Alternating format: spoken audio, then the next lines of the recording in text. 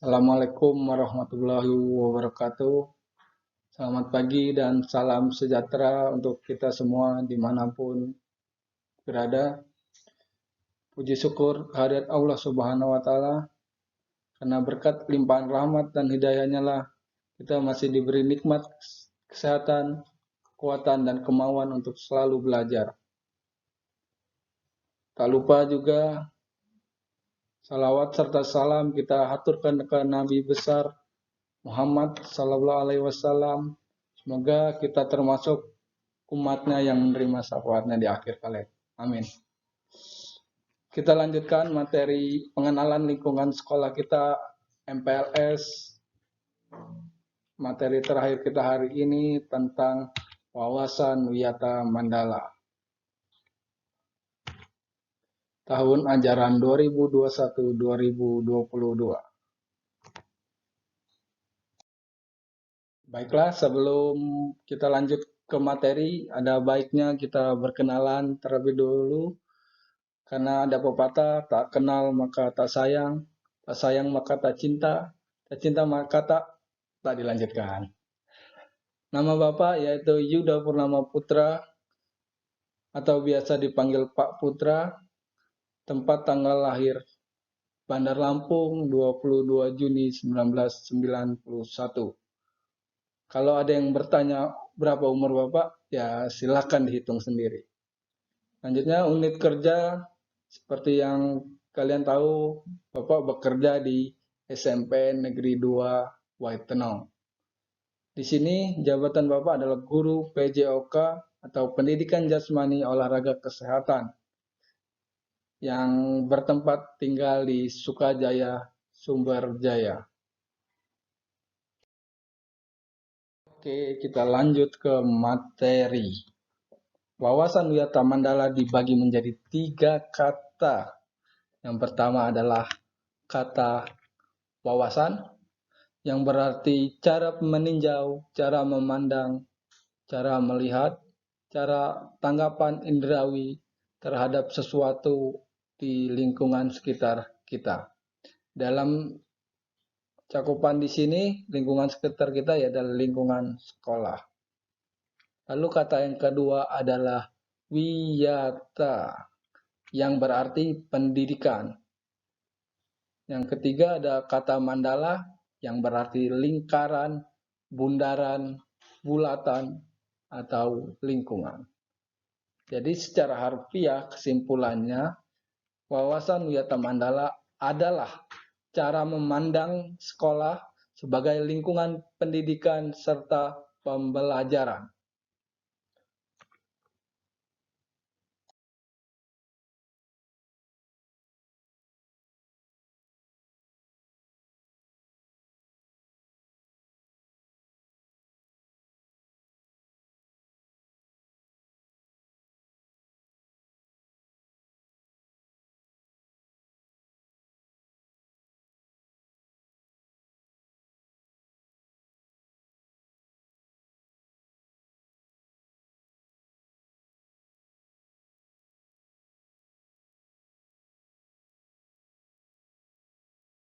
Setelah mengetahui definisi wawasan Wiyata Mandala, dapat kita tarik kelanjutan sekolah sebagai lingkungan pendidikan dan pembelajaran.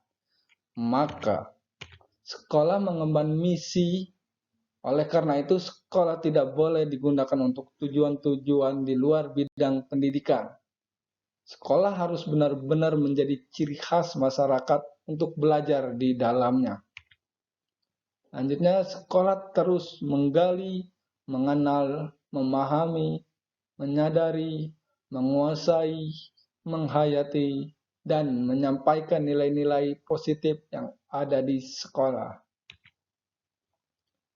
Sekolah menjadi suri tauladan untuk masyarakat sekitarnya karena misi pendidikannya itu.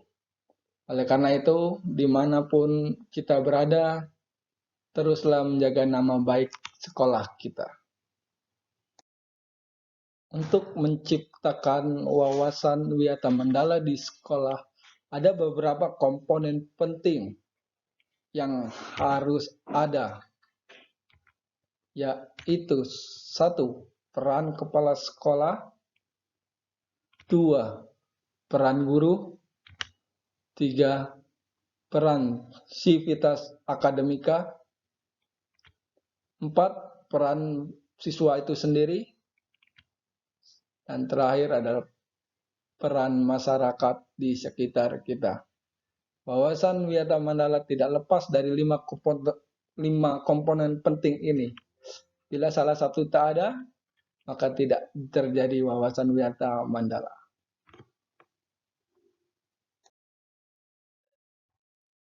Kita lanjut ke komponen penting Wiyata Mandala yang pertama, yaitu adalah peran kepala sekolah.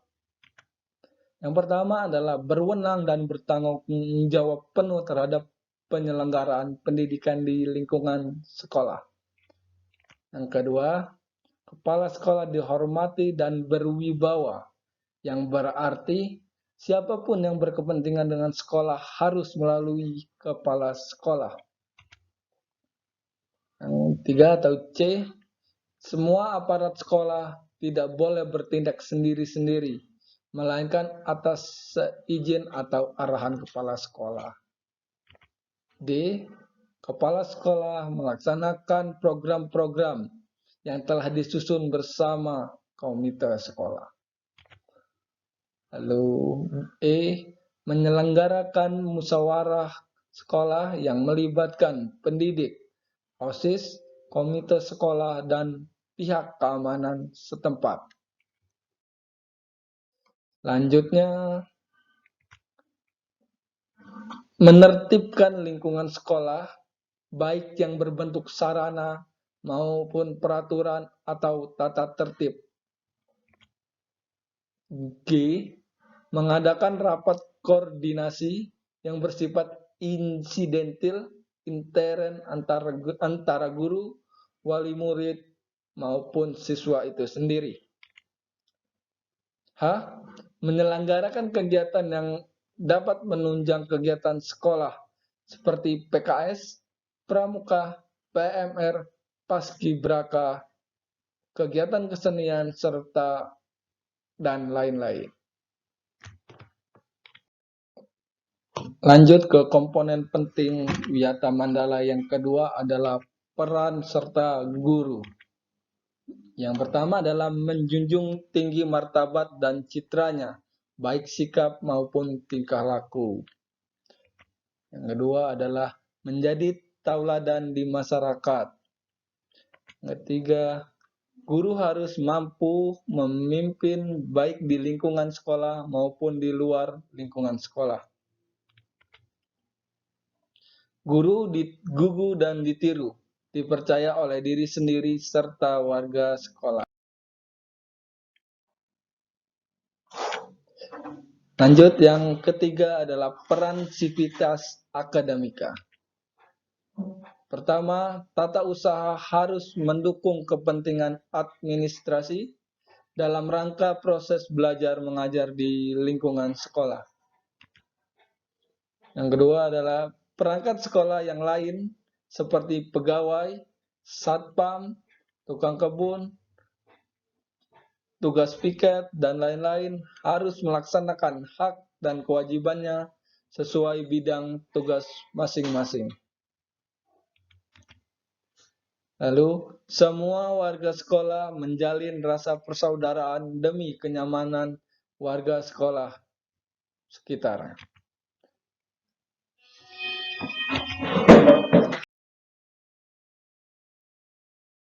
Komponen Wiyata Mandala yang keempat adalah peranan murid atau siswa itu sendiri.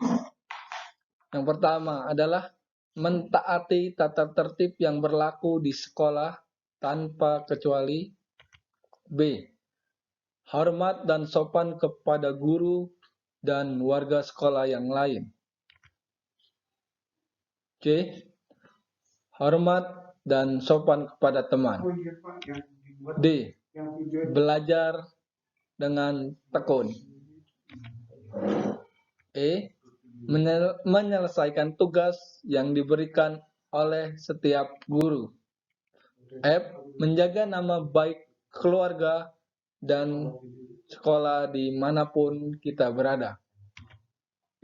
Lanjutnya G, menjauhi narkoba dan obat-obatan terlarang. H, menjaga dan memelihara fasilitas belajar dan mengajar. Lanjutnya I, menjaga keamanan sekolah. Lanjutnya, melaporkan peristiwa negatif yang terjadi di sekolah kepada OSIS, guru, wakil kepala sekolah, guru BP, ataupun kepala sekolah. Terakhir adalah memelihara dan menjaga lingkungan sekolah.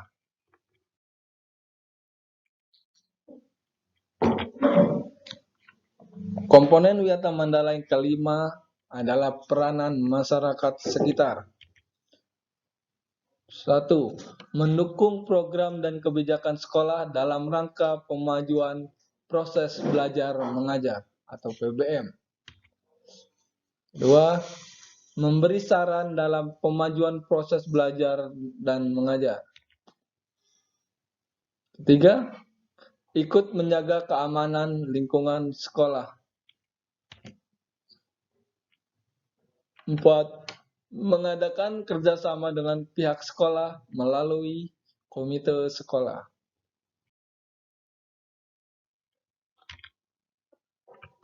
Selanjutnya, poin sekolah sebagai kawasan Wiyata Mandala. Di sini ada 7K.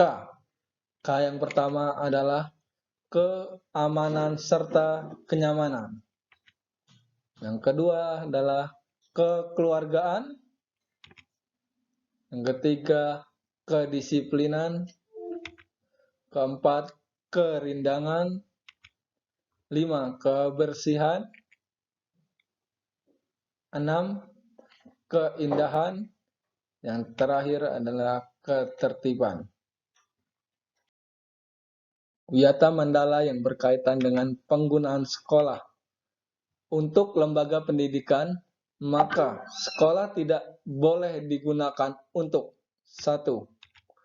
Promosi dan penjualan produk yang tidak ada hubungannya dengan pendidikan.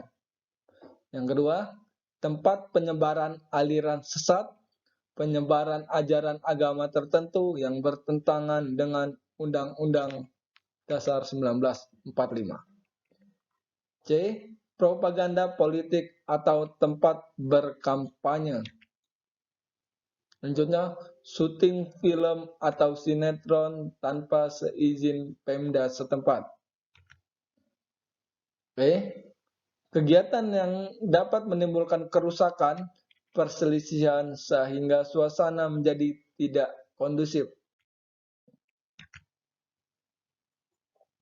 Mekanisme pelaksanaan Wiyata Mandala dibagi menjadi 2 tahap. Tahap yang pertama adalah tahap preventif yang terdiri dari 1. Memelihara sekolah melalui 7K. 2. Menciptakan suasana harmonis antar warga sekolah. 3. Membentuk jaring pengawasan atau razia. 4. Menghilangkan bentuk perloncoan saat MOS atau kegiatan belajar mengajar.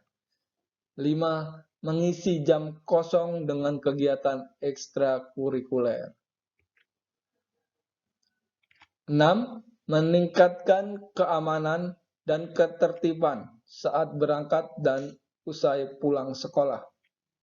Tahap yang kedua adalah tahap represif yang terdiri dari beberapa poin, antara lain 1. Mendamaikan pihak yang terlibat perselisihan. 2. Menetralisir isu negatif yang berkembang di lingkungan sekolah. 3. Berkoordinasi dengan pihak keamanan bila ada tindak kriminal di sekolah. 4. Penyelesaian kasus secara hukum terhadap kasus yang melibatkan pihak luar sekolah. 5. Mengadakan bimbingan serta penyuluhan. 6. memberikan sanksi sesuai tata tertib yang berlaku. Oke, sebagai penutup materi MPLS kita tentang wawasan Wiyata Mandala, Bapak menyiapkan tugas untuk kalian selesaikan. Yang pertama adalah jelaskan definisi wawasan Wiyata Mandala. Yang kedua, sebutkan komponen-komponen Wiyata Mandala. 3. Jelaskan tahapan-tahapan melaksanakan Wiyata Mandala. Segera dikerjakan dan